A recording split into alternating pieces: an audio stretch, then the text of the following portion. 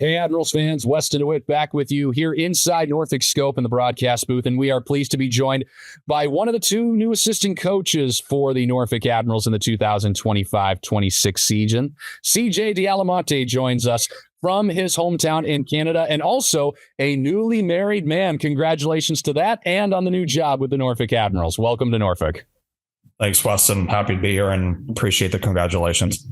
How was the wedding? Give me the details on how it all went down. It was awesome.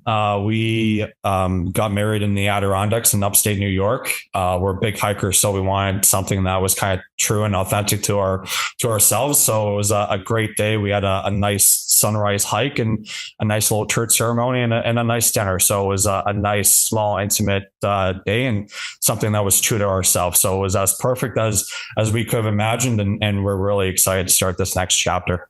Beautiful. That's what it's all about. You said the Adirondack Mountains. The Admirals will be making some visits there to take on the Adirondack Thunder here for the 2025-26 season. But CJ, tell us a little bit about yourself and your background, just how you wanted to become a coach and how it all got started for you.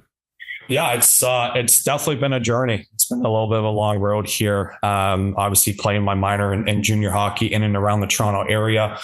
At the time I was going to school at York University, I'd finished playing and I always kind of knew playing that I eventually wanted to do something hockey and ultimately become a coach. So at the time, the head coach at York University was Chris Dennis, who just so happened to be the former video coach and assistant coach with the Toronto Maple Leafs. So I had reached out, probably tried calling him, texting him, emailing him, pretty much anything other than show up to his front door, looking for an opportunity to just kind of get my foot in the door and start navigating those next steps. And we had a series of conversations, and he was fortunate enough to give me an opportunity to kind of join the staff and start growing from there. It was my first opportunity to start breaking down video and kind of learning how to become a video coach. And from there, things kind of snowballed. You know, I spent 2 years at York University, and that I was able to parlay that into opportunities in the OHL. Had an opportunity to work for the Sioux Greyhounds, where if you think of your traditional blue blood organizations in Canadian major junior hockey, you would be remiss not to mention the Sioux Greyhounds. So I was fortunate enough to work there as my first opportunity to work in full-time in hockey, which in and of itself was a unique challenge. And as we kind of navigate that COVID period, which I know none of us want to kind of go back to that time period and those memories, but I was fortunate enough to join the Penguins organization as their video coach for their American League affiliate in Wilkes-Barre. And those 2 years were quite formative for me. I had the privilege of working with JD Forrest and Kevin Porter, and there I really had the opportunity to kind of spread my wings, had the runway to grow, make mistakes, and really start developing, some of the beliefs and values that I have as a young coach, and had a great 2 years there. And eventually I got the call in the summer of 2022 from Mike Sullivan for the opportunity to join his coaching staff. And when the NHL calls you don't turn those down. So yeah. The last 3 years, I had the great privilege and opportunity to work with Sully and his coaching staff there. And obviously one of the benefits of working in the NHL is just some of your exposure to not just the NHL coaching staff, but other areas of the organization, whether it be scouting, amateur, or the professional side, whether it be working with the player development staff, or in my time with Wheeling the last couple of years. Once our season concluded, I went down there, supported Derek Army and his staff on their playoff runs. And that was a good opportunity for me to kind of get more hands-on experience, whether it be on the ice, off the ice, than I would traditionally at the NHL level. And of course, having some exposure to the coast and understanding how the league worked and some of the nuances there. So it's been an incredible journey. There's a tremendous amount of people that have opened doors for me, and I'm quite grateful for that. But I'm ultimately looking forward to this next chapter in my coaching career here in Norfolk. What a wonderful journey indeed it has been for you, CJ. I mean, thank you so much for sharing that with all of us, because there are so many things to dissect from everything that you just said. And I think one of the things that I was excited to ask you about was, as a video coach, kind of put yourself in the shoes of somebody that doesn't know what a video coach is per se. What does the job of a video coach for the Pittsburgh Penguins, Wilkes-Barre Scranton Penguins, Wheeling Nailers, what does that entail exactly?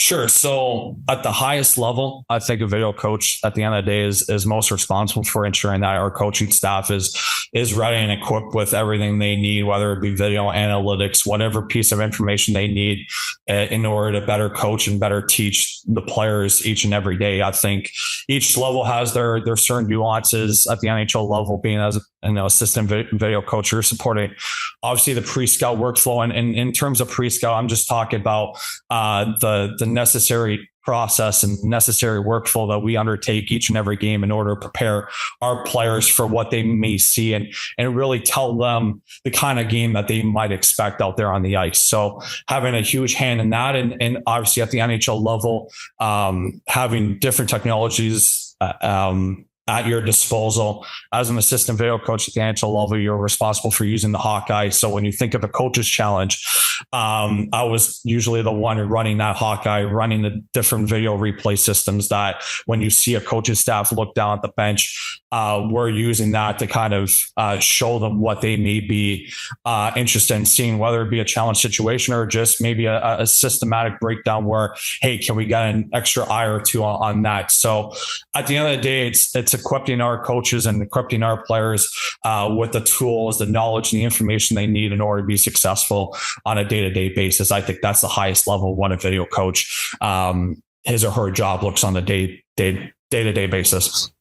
There are so many things else that I could ask you with that, and I'm going to leave it at that, but it is a very, very intricate system, it seems like. And for you being able to be in the National Hockey League ranks around Mike Sullivan, also the likes of Sidney Crosby, Evgeny Malkin, Chris Letang, et cetera, I'm sure there are so many things that you could sit here and tell us about those guys. But for you personally, what was something that you learned in your time with the Penguins, all organizations, that you believe you can bring here to Norfolk that can be better suited to eventually help the Admirals win a Kelly Cup?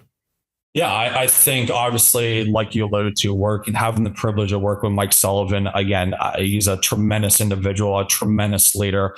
Any short list of the best coaches in the game of hockey, not just in the NHL, but globally, would have him at or right at the top of that. So having the privilege to work with Sully, understand how he built relationships with our core guys over his 10 years there was extremely special. But not just the privilege of working with Sully. If you look at the depth of our coaching staff, whether it be David Quinn, Mike Vellucci, Todd Reardon, Ty Hennis, those guys have not only coached at every level, but they've won at every level. So having an understanding of what it takes to win and what winning looks like, not just from an X's and O's or systems perspective, but what a practice looks like, what the organization of just our day-to-day workflow looks like.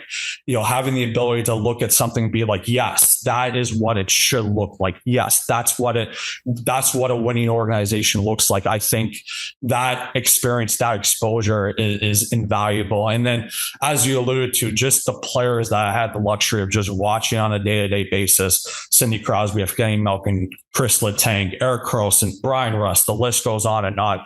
Those guys, they understand that greatness is a daily endeavor. So watching them invest in their craft day in and day out, their relationships they built, not just with the coaching staff, with each other. I think that's just an invaluable learning opportunity. So having the experience of seeing what great players do, understanding some of the challenges that maybe our younger guys as they're coming up through Wilkes-Barre and in the Pittsburgh, some of the challenges of being a first-year pro, embracing the new role. So guys seeing that entire life cycle, that player life cycle from start to finish in my 5 years with the Penguins organization. And then obviously the tremendous coaching staff and tremendous coaches I've worked with. I think those lessons have been invaluable, and those lessons, those values, those beliefs that I've picked up, I think I'm looking forward to having the opportunity in Norfolk to start applying those with our players and with our coaching staff. We're talking to TJ Alamante, one of the two new assistant coaches for the Norfolk Admirals going in to the 2025-26 season. And he will be joined alongside Steve Haddon, first-year assistant coach, and third-year head coach Jeff Carr, and general manager as well. What were some of the conversations like with Coach Carr when you were going through the interview process? Are you willing to share some of those conversations you had with him? Yeah, certainly. I think things came together rather quickly with Jeff and I. I think we had a series of long, in-depth discussions, and I think it became quite evident early on that We had a lot of shared beliefs, not just in terms of style of play, the X's and O's and kind of the nitty gritty of the game, but I think just the overarching belief of what a winning hockey player looks like, the attributes that we're looking for, what a Norfolk Admiral should look like. And I think when you're having these in-depth discussions and you look down at the clock and 3 hours have passed by, you start to realize like, hey, there's something brewing here. There's a synergy developing here. And I think as I continued going through the process with Jeff, it became more and more clear that, hey, there's something special here. And I think as I continued to progress in the conversation with not only Jeff, but with Patrick, I think it became abundantly clear that there is not only a strong foundation in place here with Norfolk back 41 seasons, significant playoff runs, but not just that solid foundation in place, but there is a commitment and an urgency to continue elevating the program forward. And I think anytime as a coach, you're going through that navigating that next step of where that best fit might be, when you're hearing that from your head coach, when you're hearing that from ownership, that spoke volumes to me. So hearing that, hey, not only do we have something great in place, but like we're not satisfied. We're going to continue to push. We're going to continue to try to elevate this program forward. That spoke volumes to me. And as we continue navigating that journey, it became a no-brainer for me that once the offer came, it was, hey, let's get rolling here. And ever since, like with Steve and Jeff and I, it's been a great few weeks together working. Obviously, we're knee deep in that roster construction phase, and it's been a great working relationship so far, and I look forward to continuing that. So you had a really good chance to watch the Norfolk Admirals against the Wheeling Nailers, a team you were working with last season when the two teams faced off in the North Division semifinals. I was curious to know, what did you see on the film from the Admirals in that series? I mean, Thomas Milic was out of his mind for most of the series and for most of the playoffs as well. What did you see on the film that, you got excited and eventually was like, I happen to be going for the Norfolk Admirals position? Is that something that when you were looking at that film made you want to come to Norfolk even more, maybe? Yeah, I think at the end of the day, I think what was attractive to me was just how relentless the team was in their play. I think there was a lot of qualities where you look and, hey, there's a strong foundation, just style of play that, they play winning hockey. I think that we're relentless on pucks. I thought they attacked in waves. There were a lot of attractive attributes where you said, hey, this is a well-coached, a well-constructed team. I thought guys embraced their roles well. I thought their special teams were highly effective. And obviously Milic was great between the pipes, especially in games 1, 2, and 3 as well. So when you kind of build from the net out, when you have the HUD mentality, when you play with pace, when you have guys buy into a certain style of play, you're ultimately successful. And that was pretty much a difference in our series. And saying kind of on that opposing coaching staff, it was easy to point and say, hey, that's a well-coached team. That's a well-established team. And that's a team where the players have taken ownership of that group. And now being on the right side of that conversation, there's a lot of attractive foundational pieces in play. And that's exciting for me. Well, the pieces certainly, as you said, are coming together, and more signings are going to become public here over the next few weeks. And you'll eventually be making your way here to Hampton Roads and join all of us together here face to face to begin the 2025-26 season. And you touched on it a little bit. This is a team that has expectation going into next season to go further than just the North Division finals, to try and get to the Eastern Conference finals and win a Kelly Cup. What would your message be to Admirals fans, and what can they expect from you as an assistant coach for this team? I think my message to the Admirals faithful is really just a promise, a commitment that we're going to be relentless in our pursuit of elevating this program and moving it forward. I think the fan base is second to none, seeing the attendance numbers and just the loyalty and investment that they have. I think our commitment to them, for myself and our entire staff, is to ensure that we put a product out there on the ice that they can be proud of, that represents the community here and And I'm extremely excited to get down here later in the summer and kind of familiarize myself with the 757 community. And really, it's just a commitment that we're going to embark and embrace ourselves in this road. And it's going to be a daily endeavor, and we're going to do our part in ensuring that we put a winning product on the ice. And I'm looking forward to seeing our loyal fan base at the scope here in October. It really is a three-headed monster. Jeff Carr, Steve Haddon, and CJ DeAlamonte, the coaching staff for the Norfolk Admirals 2025-26 season. Well, Steve, enjoy the rest of your summer. We will see you real soon, and I look forward to working with you face-to-face and getting things started. Awesome. Likewise, Weston. Thanks again.